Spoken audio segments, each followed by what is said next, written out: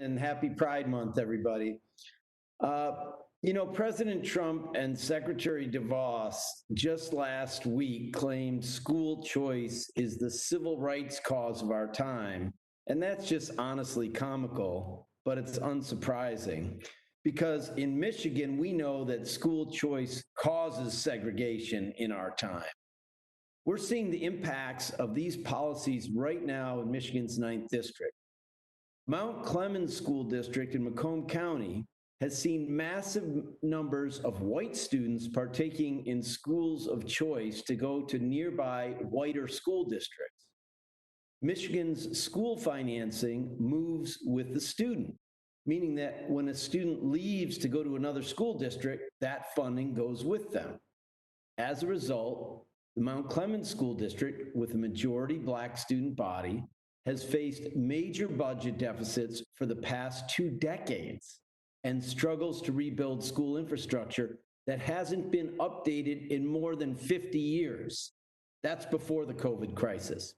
These students are being intentionally left behind. There's no coincidence here.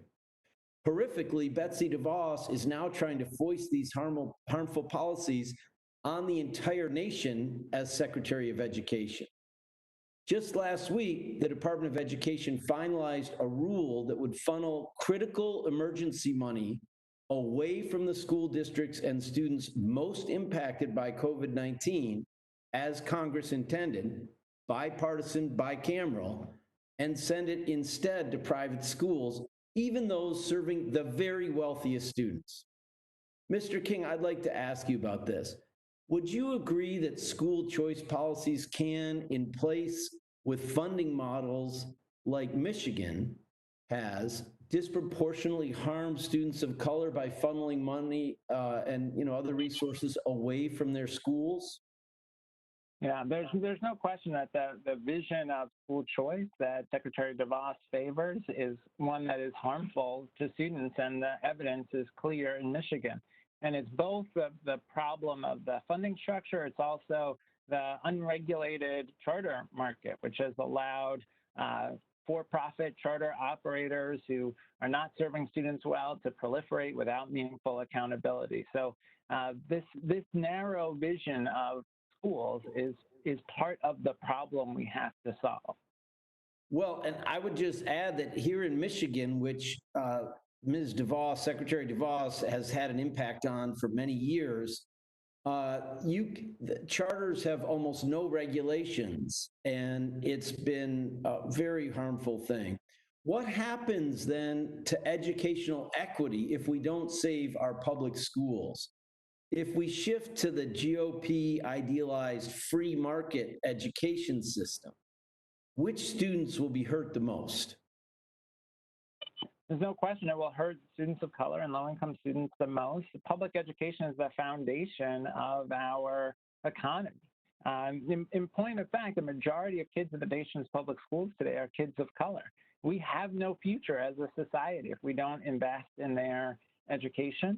And in the short run, one of the things we have to do is make sure that we correct the misinterpretation of the CARES Act that is literally taking dollars that were intended for public schools and sending them to private schools. Thank you. And, I feel like public education is really what built the middle class in this country, along with workers having the freedom to form unions. Dr. Jones, how will policies like Secretary DeVos's proposed rule that we've been discussing further entrench inequity and systemic racism in our education system? And you got almost a minute to answer. Almost a minute. So actually, these blinders that don't want to vigorously invest in the full, excellent public education of all of our kids, because people think there's no genius in the barrios or the ghettos or the reservations. We can get along very well, thank you, without them.